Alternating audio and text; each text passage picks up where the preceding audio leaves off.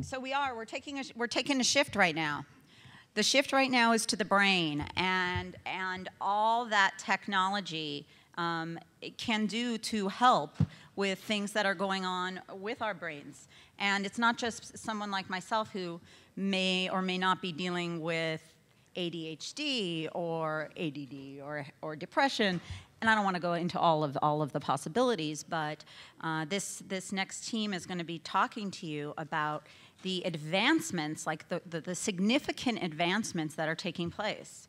So hence the name, This is Your Brain on Tech, because this is not just about brain fitness anymore, okay?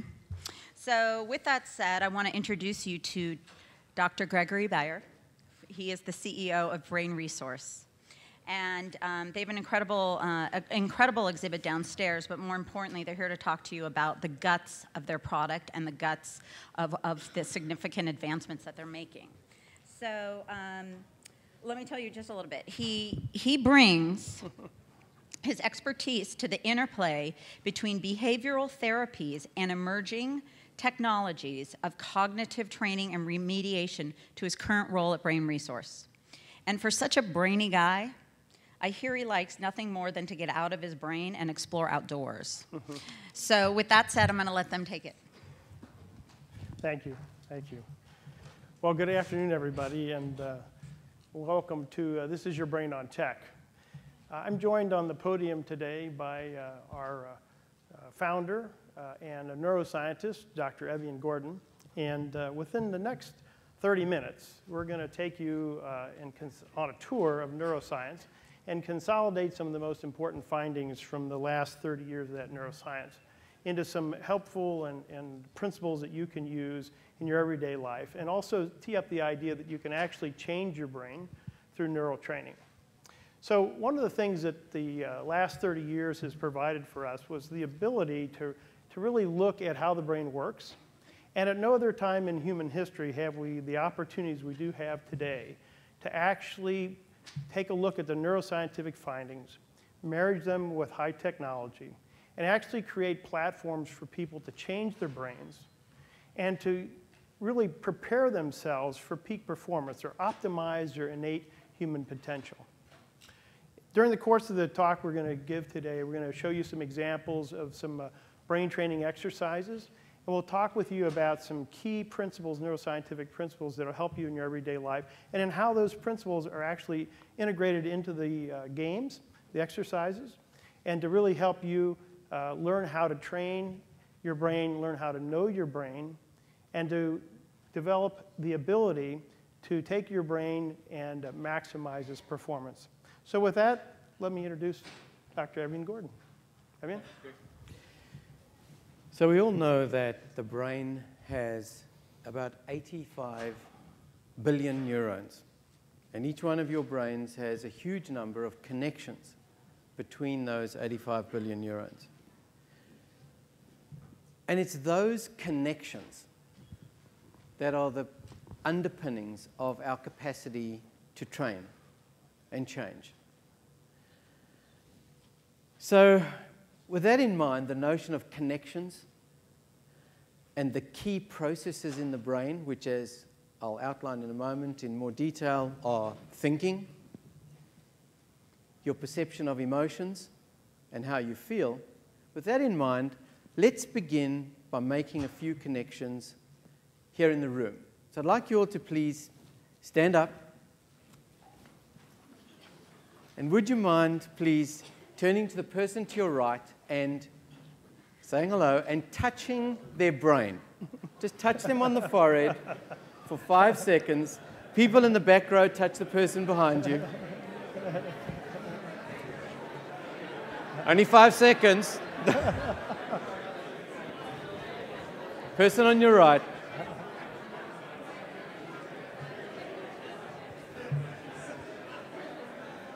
Okay, have a seat. So what did you feel, what was the experience of touching someone else's brain? What kind of connections in your 85 billion neurons and 100 chemicals and thousands of interconnections happened? How did that affect your thinking? What emotional perceptions did you feel? The cues. Was the person freaked out? Anybody who's thought the person was a little freaked out, put your hands up. Were people calm about it? Calm. Open. And how do you think you felt about just the notion of making new connections in your brain? And the likelihood is you may remember today that 5-second touch of your person next to you, many of whom may be strangers, in terms of making that connection. Now, we used to believe that making new connections was just not possible in brains up beyond the age of about 5, but we now know that every second of every day, just like you have now, you're making many new connections that form circuits in your brain. And those circuits, those key circuits, are the essence of what it is that brain assessment and training is all about. And what our company does, and it's a consortium, it's the world's largest brain database, there's 350 scientists around the world that interconnect, but the essence is that what we found is that the brain's key processes are thinking, emotion, and feeling. And what our sites do is we bring into one technological space the capacity to rapidly assess your strengths and weaknesses of those circuits, and then find the best personalized match to train them in little exercises, games that build these skills of thinking, emotion, feeling. And better brains, better connected brains, are more likely to achieve the goals that are most meaningful to you. Positivity, personal new relationship goals of high quality. Building those circuits, thinking, emotion, feeling circuits via these exercises and games, are analogous to a river and the riverbed.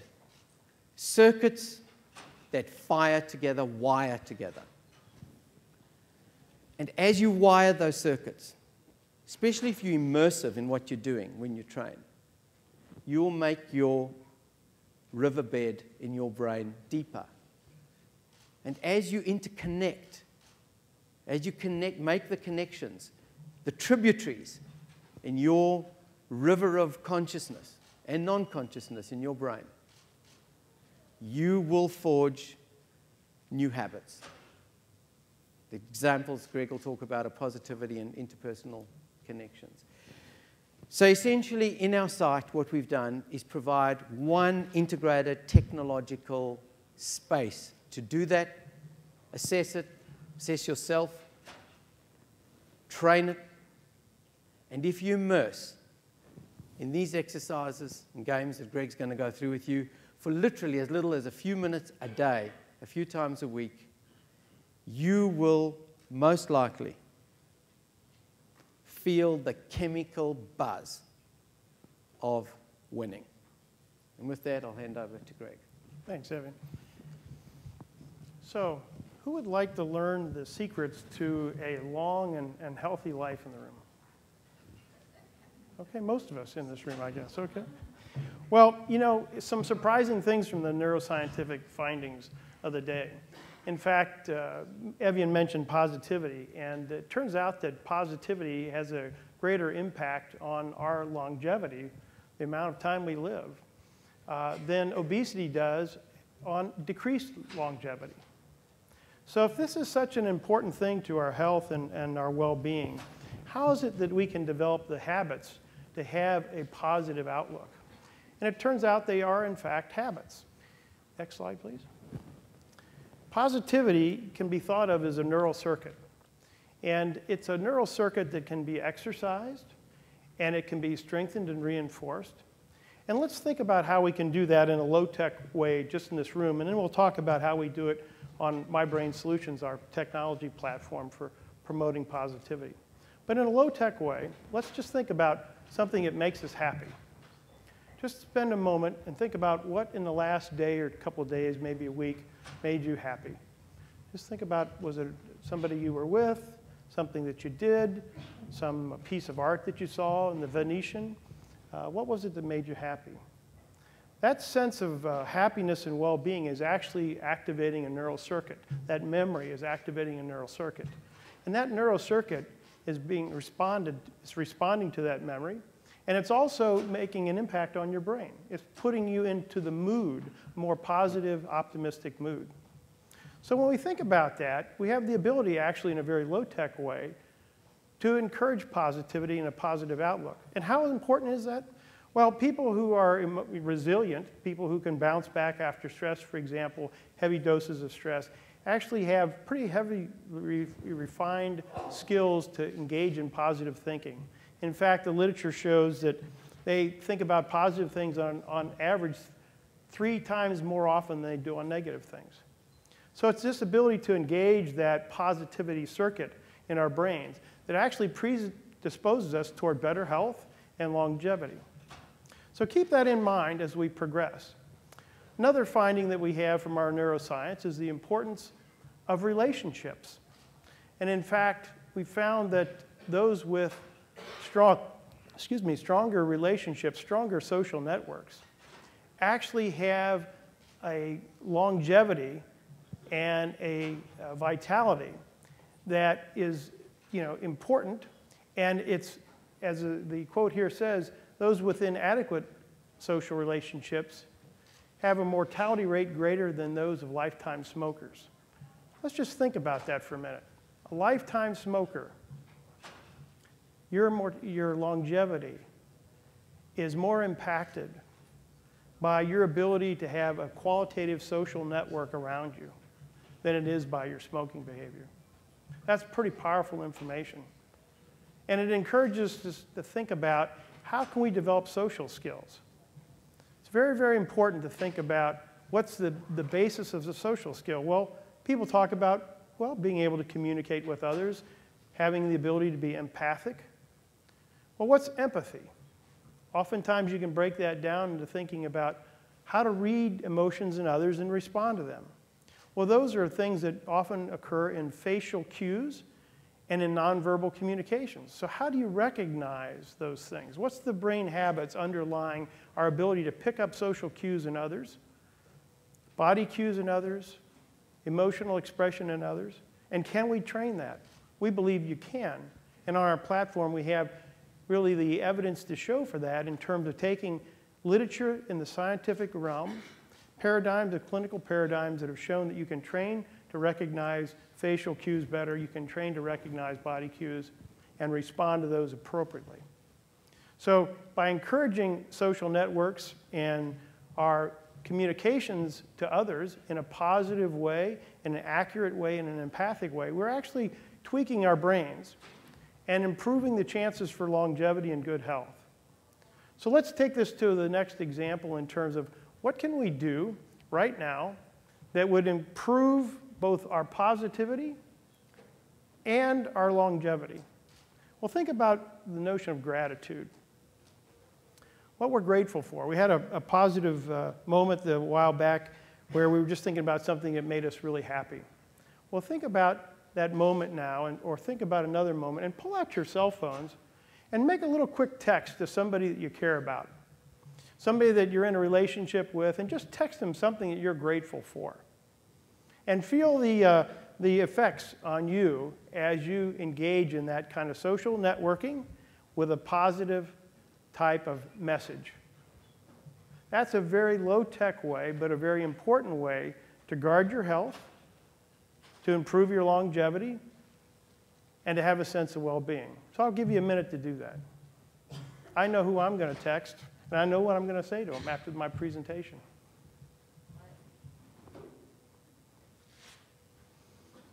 How are we doing? For those of you who don't have a cell phone, you'll have to email it or get that iPad out afterwards. All right, well, having experienced that, as I mentioned, these are pretty low-tech ways. What's Brain Resource do? Well, we actually take these findings from neuroscience and we put them on the web. We use high technology. We work with neuroscientists. We also work with digital applications developers and designers. And we put many of these findings about how you can improve your brain health, how you can change habits, as Dr. Gordon said, and really prepare your brain for the opportunities that lie in front of it. And the technology is available to us now in a way that it hasn't been historically. And by taking the science from the laboratory and using the science to guide the game development and using all the gamification layers, we're actually able to develop a program, a web-based program, that you can engage in that has 28 different games that really work with those core brain processes that Dr. Gordon mentioned, our thinking, our emotions, and our feelings. And those result in better self-regulation, which is also an important brain process. So let's use an example right now. Here's one of the games of the 28 on My Brain Solutions. And the purpose and the object of this game is to promote sustained attention. And as you see, it's a targeting game. You have a bow and an arrow, and the challenge here is to put the arrow in the bullseye. But notice you've got different distances where distance to target changes, and you've also got a windsock up there that shows you where the direction the wind is blowing in. And your job is to compensate for that wind and distance and put your arrow onto the target. And you have to concentrate to do that. You have to promote sustained attention in this exercise. And the exercise is actually training a neural circuit. It's reinforcing it, like those tributaries that Dr. Gordon Ebony was talking about earlier. Those tributaries are becoming deeper, more fixed, and more responsive. We've got another game here. Oh, excuse me. Let me show you some of the science about that, because they said, well, gosh, Dr. Bear, can this really work for me? And so we actually went to our database, and over 2,000 users who've played this game, we analyzed their response, and we also compared their responses on the game to an independent assessment, a neuropsychological assessment of their brain. And this is what we found, that in fact, if you played the game 20 times, you actually had a kind of a normal dose-response curve here. You actually got better at sustained attention, not just regarding the exercise itself or the game itself, but an independent measure of sustained attention. And that was published in the Journal of Innovation and Technology. It's in press. It'll come out, I believe, in the March issue of that. This is another game. This is a game of memory. The object of the game here is to uncover the different symbols behind the little squares and to remember those symbols and to match them, and then to complete the matching of all the symbols in the game. And the game is designed to be more difficult as you progress, so it encourages a deeper and deeper memory ability. And there's gamification layers in there as well to challenge and encourage you.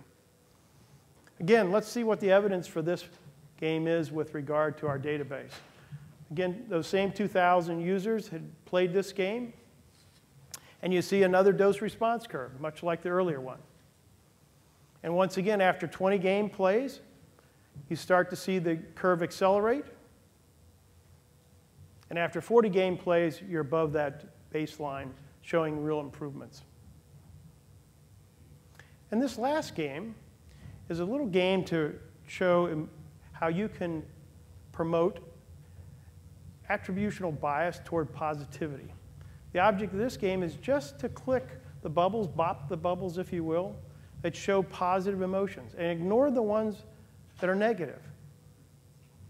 Well, we've even made it a little more challenging by having kind of a Stroop effect there with regard to some of the positive words are encased in red bubbles or in red letters.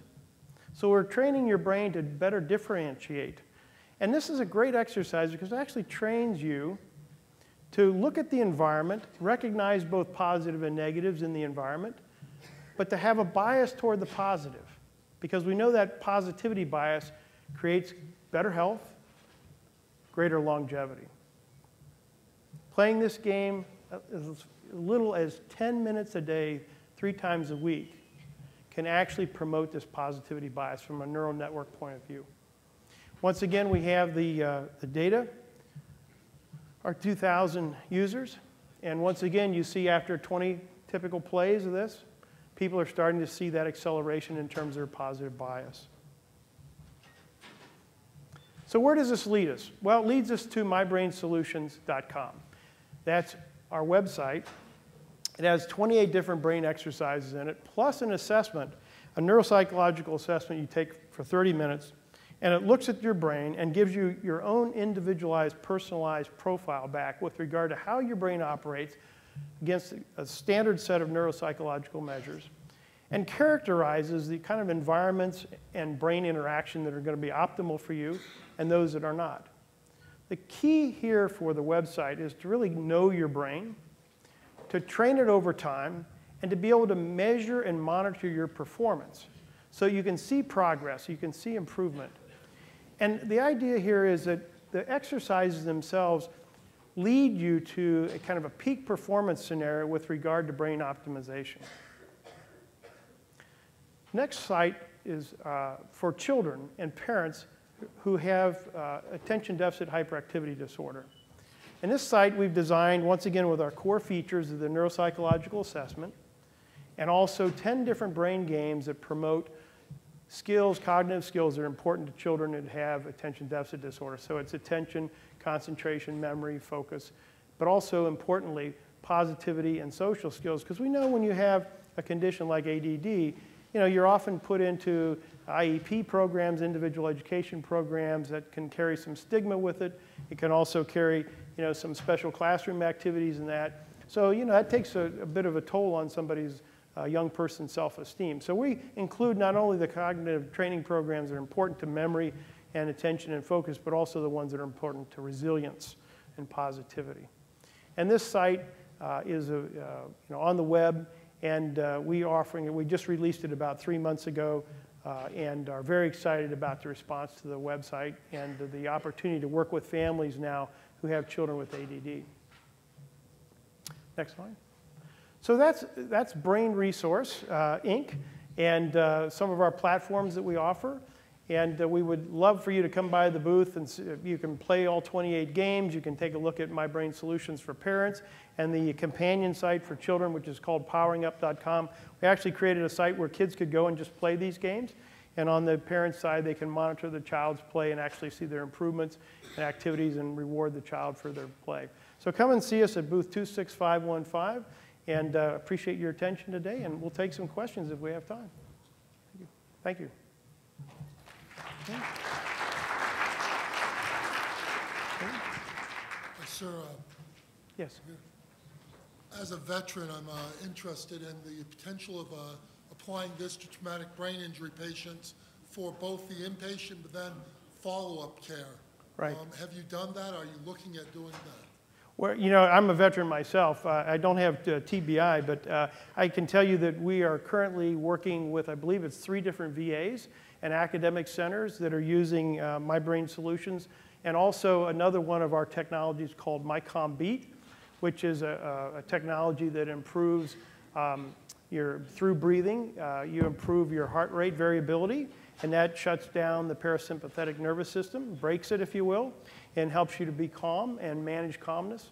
So, is any of the data for TBI on the website, or where could I get that? Because I'm very close to a TBI medical director. Yeah, so some of the literature that we've published already is available on mybrainsolutions.com. So you can go to the article section and pull down some things. And if you would just stop by our booth or communicate with us, I'm Gregory at brainresource.com, for example.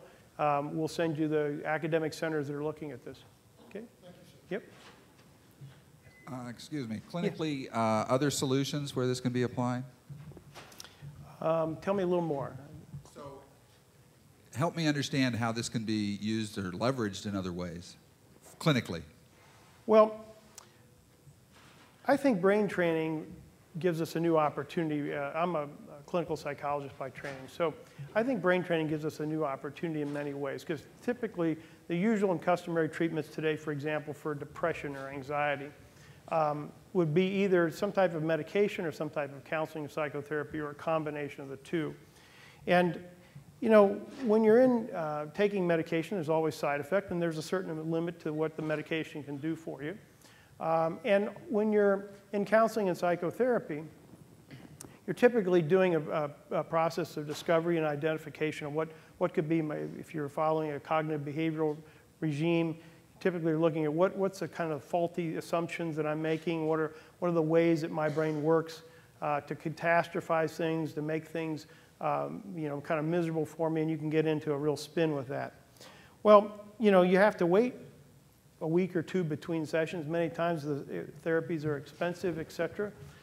Instead of journaling, which is something that psychologists often recommend people do, or bibliotherapies, we think that brain training plays a role as an augmentation to counseling and psychotherapy, because you can actually train the underlying neural circuits toward positivity, which is one of the goals of psychotherapy. You know, learning how to recognize both opportunity and threat in your environment and not catastrophize the threat, but to move forward with a more positive bias in your life. So I think this has some real applications with regard to depression and anxiety and that. And again, the social relatedness of this, the social connectivity, the ability to recognize emotions in others and respond to nonverbal cues. We have actual exercises that train facial recognition of emotions, for example, nonverbal body cues, and then others that actually encourage you to select a happy face out of a series of faces that are expressing different emotions. So again, you get that context of when I'm in a situation where I'm in a group of people, how can I read their faces accurately? How can I know what they're, through their body posture and their facial cues, whether this is a threat environment or an opportunity environment? And that's all on the games. So, Greg, could I just make one? So that's a great question. Just to tell you where the most commonly used clinical applications of this at the moment, because this is mainly used in large American corporates and in other very targeted, we don't usually go to consumers yet with this product directly, although it is available to consumers on the web. The most common clinical uses are for stress reduction. So the post-traumatic stress disorder, depression, anxiety, there are many clinicians who are using the positivity, and there's a game in there called Thought Challenger. It's essentially cognitive behavior therapy. How do you shift your negative to your positive thinking? It's really just been gamified. Cognitive behavior therapy and this other tool of getting your breathing at the best personalized breathing rate for you. They're the three ways that it's used most clinically at the moment. Okay. Do we have time for one more? Yeah, one more. Okay, one more question? Yeah. Many game players experience increases in certain brain chemicals such as dopamine, et cetera. There's certainly got to be, your suggestion at the beginning of the talk was that this builds new pathways in the brain. But what has been done in your research related to specific rise in neurotransmitters or other things that may be responsible? Obviously, you can't prove the new pathway generation theories because there's just no good way of studying that. Yeah, Evan, you want to take that? So yeah, well, we are looking at ways of studying that. We've got 1,500 twins that we studied, where we're now putting the one twin on training, and then the other twin doesn't train, and then see if we can replicate what we find in the twin with respect to a whole variety of measures. But it is very difficult, it's impossible, in fact, to measure the exact chemical changes of specific circuits. We do have ways, including diffusion tensor imaging, to look at specific pathways that are built out.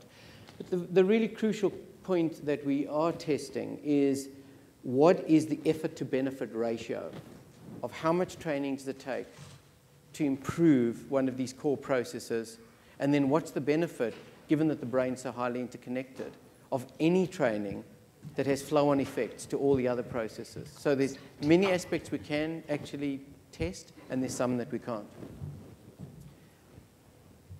Did we have one quickie? Okay. First of all, Dr. Bear, I really enjoyed the presentation. Thank you. Really first rate. I don't know if we have time. We should take this at another time.